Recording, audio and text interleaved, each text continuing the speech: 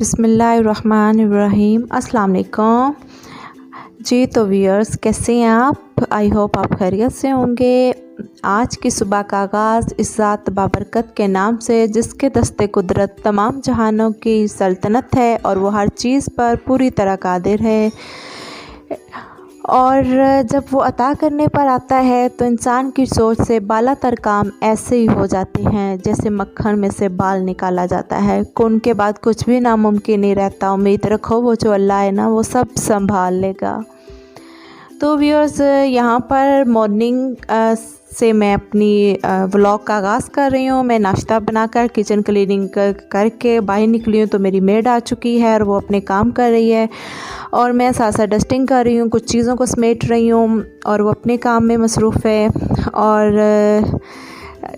जो है नाश्ते से फ़ारिग होके और अब मेरी कैटो उठी है तो मैं उसके लिए दूध बना रही थी, तो उसको दूध देती हूँ। वो सबसे लेट उठा है, बाकी बस सब बच्चे उठ चुके थे। तो बस अब तो बहुत 1-2 दिन रह गए। कुछ बच्चों के जो है ट्यूसडे से स्कूल स्टार्ट हैं, कुछ के 22 को और कुछ फाइनली फिर 30 तक तो सब बच्चे स्कूल जाना शुरू हो जाएंगे। और अच्छी बात है, बच्चों की पढ़ाई का पहले बहुत हर्ज हो चुका है। तो यहाँ पर सारी सफाइयाँ हो चुकी, नाश्ता बना चुकी और कुछ मैं अपनी स्किन को टाइम देना चाह रही थी। तो पहले मैंने स्क्रब यूज़ किया, चावल के आटे का बना के उसमें थोड़ा सा दूध ऐड किया था और उससे 3 से 4 मिनट मैंने सर्कुलर मोशन में स्क्रबिंग की फेस पर और बहुत अच्छा उसका रिज़ल्ट आता है। आप भी अगर अच्छा होममेड स्क्रब बनाना चाहते हैं तो चावल का आटा ही यूज़ करें। और अब मैं किशमिश का जो है वो पैक यूज़ कर रही थी। ये फेस मास्क है, बहुत अच्छा मास्क है और हमें अपनी स्किन के लिए भी जो है टाइम निकालना चाहिए। और मैं कभी पार्लर नहीं गई, ना मेरे पास टाइम होता है बच्चों के साथ, तो मैं बस डेली नहीं तो हफ्ते में 2-3 बार अपने फेस के लिए, अपनी स्किन के लिए टाइम निकाल लेती हूँ। अगर आप 15 से 20 मिनट या आधा घंटा आप निकाल सकते हैं तो आपकी स्किन भी जो है वो फ्रेश रहती है और निकालना भी ज़रूर चाहिए। इंसान को सारे कामों के साथ साथ अपने आप को भी टाइम देना चाहिए। तो कल जो मैंने कपड़ों की वॉशिंग की थी, आज मैं उनको संभाल रही हूँ, उस कपड़ों को तय करके कुछ अलमारियों की सेटिंग की।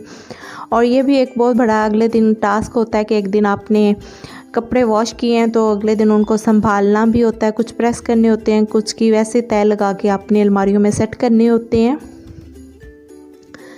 तो मैं भी यहाँ पे यही कुछ कर रही थी। बच्चे इस टाइम तक अकेडमी जा चुके थे। ये जो है ना, दोपहर से भी ऊपर टाइम हो चुका था, असर का टाइम था।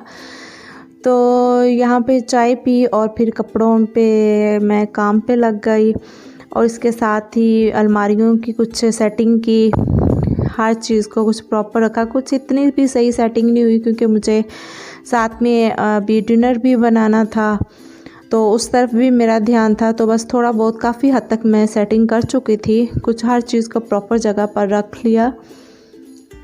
तो बस ऐसे ही होता है, हर चीज़ के लिए आपको टाइम निकालना पड़ता है। मैंने तो हर काम के लिए लिखा होता है कि आज के दिन मैं इस कमरे की अलमारी को सेट करूँगी और आज किचन का ये कैबिनेट सेट होगा, ये होगा। बस हर घर के काम भी बहुत अच्छे तरीके से मैनेज करने पड़ते हैं।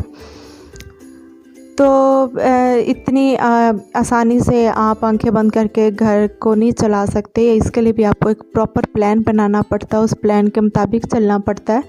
और मैंने तो स्पेशली एक घर की डायरी बनाई हुई है कि आज फ़लाँ दिन मैंने कहीं घर से बाहर निकलना है और आज दिन मैं ये कर लूँगी तो फिर मुझे ये काम नहीं करना पड़ेगा, ऐसे होगा। मैं इसी तरह चल सकती हूँ, मैं आंखें बंद करके नहीं चल सकती, मेरे लिए वो मुश्किल होता है। बगैर प्लानिंग के लिए मुझे जो है ना चलना मुश्किल है। हर और हाउसवाइफ के लिए जो एक दिन होता है वो बहुत बड़ा टास्क ही होता है कि आज का दिन मेरा ये काम, सब मेरे काम जो है ना वो अपने प्रॉपर टाइम पे होते जाएं। तो जी, यहाँ पे मैं बना रही हूँ, मैं मटर पुलाव बना रही हूँ। मटर भी डाले, चिकन भी डाली उसमें और पोटैटो भी डाली, सब्जियाँ भी डाली। बच्चे खुश हो गए और कुछ चिकन का टेस्ट भी दे दिया। तो बहुत अच्छे का बहुत झटपट तैयार हो चुका था। और मैं यहाँ पे ना मेडिसिन कुछ ऐसी ले रही थी जिस वजह से मुझे ना नींद बहुत ज़्यादा आ रही थी। तो मेरा दिल चाह रहा था कि बस मैं चूल्हे के ऊपर ही खड़े खड़े ना इधर ही सो जाऊँ। इतनी झटपट मैंने आंखें बंद करके जो है ना ये खाना बनाया। और मुझे बस ये था कि कब मुझे बेड मिले और मैं बैठ जाऊँ। तो मैं भूख भी लगी हुई थी। आजकल मैं कुछ प्रॉपरली कुछ खाना पीना भी नहीं मेरा हो रहा। तो इस टाइम जब मुझे बहुत ज़्यादा फिर भूख फ़ील हो रही होती है, फिर मैं बाकी बच्चों का वेट नहीं करती, मैं खा लेती हूँ। तो फिर बच्चों को भी लगा दूँगी। और यहाँ पे मैं आपसे कुछ अपनी मेकअप की प्रोडक्ट्स शेयर करना चाह रही थी कि क्या क्या मेरे पास मेकअप है। ये टोटली मेरे पास सिर्फ इतना सा ही मेकअप है। लोगों के पास बहुत वैरायटी होगी और बहुत कुछ होगा, लेकिन नहीं, मेरे लिपस्टिक अगर बहुत सालों की पड़ी हों तो मैं नहीं यूज़ करती, मैं उनको वेस्ट कर देती हूँ। और बस ये लास्ट ईयर ही मैंने 3 लिपस्टिक ली थी। और ये सन ब्लॉक है, गर्मी हो या सर्दी हो आपको सन ब्लॉक का ज़रूर इस्तेमाल करना चाहिए। और मेबेलिन का ये एक फेस पाउडर है, ये तो बहुत कमाल की चीज़ है। अगर आप गर्मियों में इस मौसम में सिर्फ आप फेस धो के और हल्का सा स्पंज गीला करके सिर्फ ये लगा लें तो यकीन करें, मेरा अपना पर्सनल जो एक्सपीरियंस है वो यही है कि इससे फेस पे बहुत अच्छा ग्लो आता है और बहुत ही अच्छा लग रहा होता है, ना ही इससे इतना पसीना आता है।